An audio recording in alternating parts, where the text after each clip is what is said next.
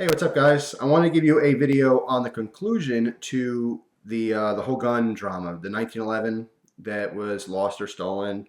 If you haven't seen the other videos, I'll give you a very quick breakdown. I had sold my vehicle, and my firearm, one of my 1911s, were in a locked compartment in the vehicle, and I was unaware of it at the time of the sale. And then soon after, when I did realize that it was missing, I contacted the person and they said that the car was gone, destroyed, whatever. So I, had the police come over, did a police report. They concluded that it was, it was stolen involuntarily, and that the whereabouts of said, item is unknown. So as far as the police report's concerned, it's a theft. Cut and dry. That's what it is. The details of how it was stolen doesn't matter. So anyway, I requested a claims package from the NRA. They sent it to me very promptly. Got it in the mail right away.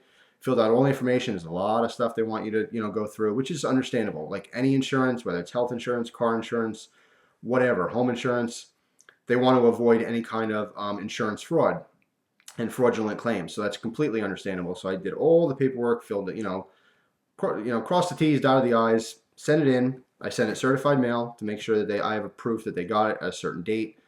And I got the letter back today of the conclusion. So I want to tell you the conclusion and then talk about it a little bit.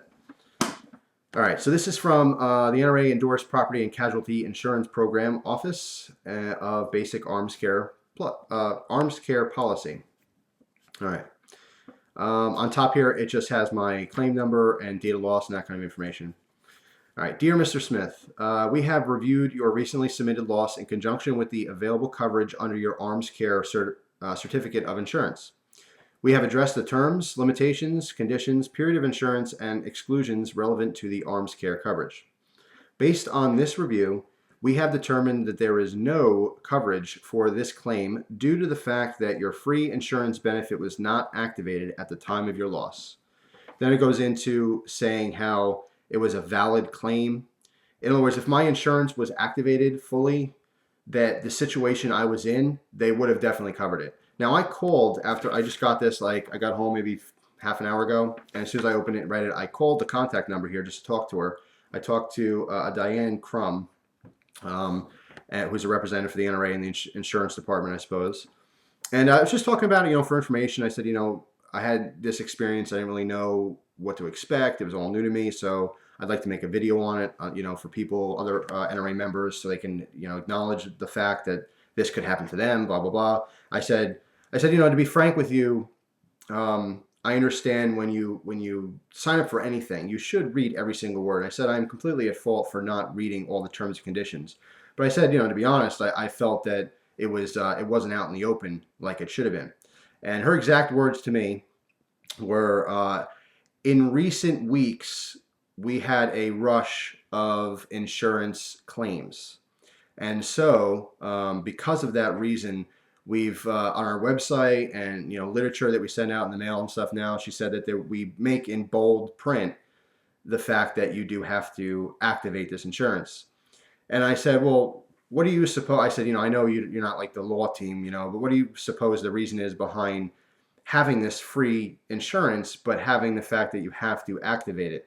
I said, what's the purpose of that, as opposed to, say, when you pay your dues to become a member, having that automatically kick in as a service?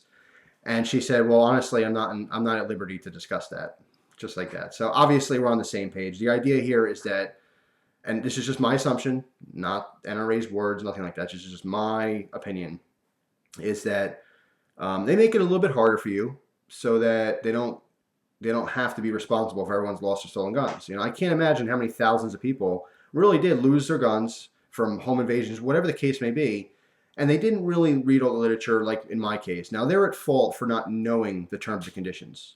I'm standing up, taking full responsibility for this. I'm not being compensated for something because I made the mistake.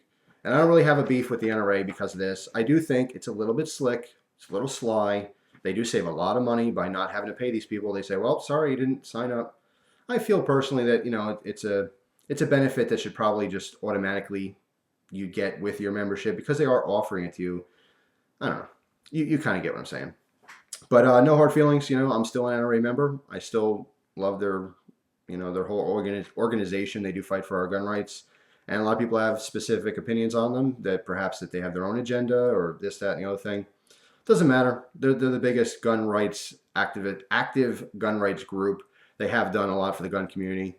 I mean, look at the assault weapons ban, the whole Clinton administration. I mean, the NRA fought them, and I watched an interview. This is probably 4 or 5 months ago. I watched an interview with Bill Clinton and an NRA representative, and Bill Clinton, the person who initiated in his whole office at the time of presidency, had initiated this specific anti-gun policy. And he openly admitted that you guys fought really hard and you made good points. And I'm glad, I'm paraphrasing, but he said, I'm glad to see that your success in that case and in fighting the government, because it shows that we are a democracy and we all have a say, blah, blah, blah. But even he acknowledged, like, yeah, I thought I had this great idea, but you kind of stood up and said, you yelled and said, no, this isn't right. These are our rights and blah, blah, blah. So anyway, I thought it was pretty cool of Bill Clinton to openly say that, look, I was wrong. What I did was wrong, and you guys fought me, and you won. So, congratulations for you. He's really like there's some form of respect there, whether you like Bill Clinton or not for his personal reasons. There's definitely respect there to go. Like, that's how I think politicians really should be. Like, I have my opinions, and you shouldn't have agendas, but of course it just comes with the thing. I mean, every politician has things that they have to worry about, like every other person on the planet. But I think that politicians should have that really neutral look at things. Like, you know what, I'm going to fight hard for this, but if I lose, and even though you're arguing with me and you're saying I'm wrong and stuff, if I lose and I really am wrong, I'll stand up in a minute. I was wrong, you were right, congratulations on the win. That's like a real professional debate. How when it ends, you shouldn't be like upset that the other person was smarter than you. You should accept the fact that they're right. Cool, they're right. Let's all have a better world because of it. So anyway, yeah, I mean, it stinks. I'm not going to get any coverage. I did ask a couple questions about coverage. It doesn't work where you get like, let's say you lose a $400 gun. They don't send you $400 if you are qualified to get insurance from them. They have 3 increments. It's 0, which in this case, I got 0. Yay for me. And then it's 1,000 and then 2,500. So if you lose a $1,400 gun, in a theft or whatever, anything that's covered under their policy, they'd probably give you the $2,500. They wouldn't give you the 1,000 because it was more, But if you lost like a $200 gun, they're not going to give you $200. They're going to give you $1,000. They don't just cut it into like specific things. That's how I understand how it works. But anyway, just another reminder: make sure you activate your insurance. Now, quick little tip, or just not a tip, but a note. I did activate my insurance 6 days before the theft, but because it's not active until the 1st of the new month, didn't matter. So kind of a bum deal. But, I take full responsibility, totally my fault for not reading every single word and the literature that did come to me. And it was just one of those moments where, like, when the NRA sends you stuff and you got that long list and you're like, you don't really look at it. Be honest, most of you don't look at that stuff. Some of you do. You take the time and you read it, and that's great. And that's something, of course, I've learned my lesson. I'm out a gun because of it, because of my mistake. And I don't blame them for that. Just want to make that clear. But anyway, that's all. That's the conclusion to the whole situation.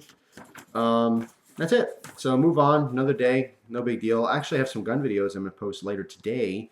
I'm going to show a shotgun ammunition that's very cool that was sent to me by some very cool people, gun websites. Something I was interested in a long time. They sent me a nice surprise care package. So I'll show that. I'll talk about that. It's a novelty round. It's pretty neat. What else? I also have a gun accessory, a home accessory, that was sent to me for review by people who made them. They just got a patent on it. I think it's pretty cool. So I just did a video not too long ago, maybe 2 days ago on it, and I want to edit it and well, I don't think it needs editing, but I'm going to upload it later today so you guys can see that product, and I just give my opinions on it and stuff. So besides that, maybe oh no. Oh, I have a package I have to open, and I'll add that. I'll edit that to an old unboxing video and squish them together because it's related, and then I'll upload it so you can see it, and watch it, and have something to do. That's what we do on YouTube. We kill time, and we're entertained, and we learn things, and But anyway, yeah. So that's all. It is what it is. I learned the lesson the hard way. Hopefully, me making these videos will help you to, learn from my mistakes. If if you get literature on something, anything that you sign, any kind of club, membership, anything like that, read all the fine print. It's important. It's written for a reason. You know, sometimes it's hard to find, which isn't, it's not the best thing, but, you know, it is there. So I really don't have any excuse. I could come on here and say, boo-hoo, the NRA, they're so, you know, evil because they didn't, you know, they say they're doing this and they didn't do it. I can't do that. Honestly, being a mature adult, I have to accept the fact that I screwed up. That's all that happened. I screwed up, but all I can do from here on in is kind of learn from my mistake. And like I said, hopefully pass it on to you guys so you guys understand what it is. So, but now I'm still an NRA member. And because it's March now, my insurance is in fact activated. Not that I plan on losing any guns anytime soon, but if for some reason it did, I'd be covered now. So that's good news. You always got to see the positive in things, you know? No matter how crappy it gets, it can always be worse. And there's always something good, you know? If nothing else, it's what didn't happen that could have been worse that makes it good, you know? Maybe you don't. I don't know. But that's the end of this video. I'll see you guys soon. Thanks for watching, as always. Hope you guys enjoy the rest of your day. Take care.